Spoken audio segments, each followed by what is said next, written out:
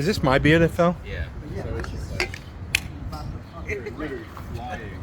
Yeah. I know. I saw. That's incredible. Your video. I was like, that'd be a treat. What's that?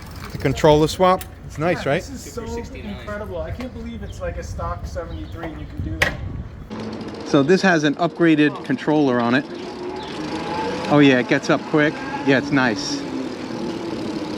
It's got upgraded controller from Handleworks, which is tuned to give it, oh wow, it gets up a little faster from the start.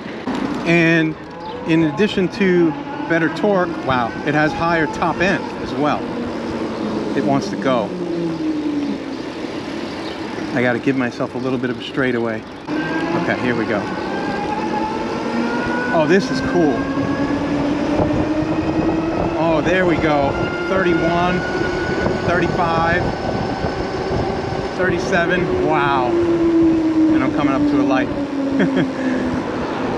That was nice and quick.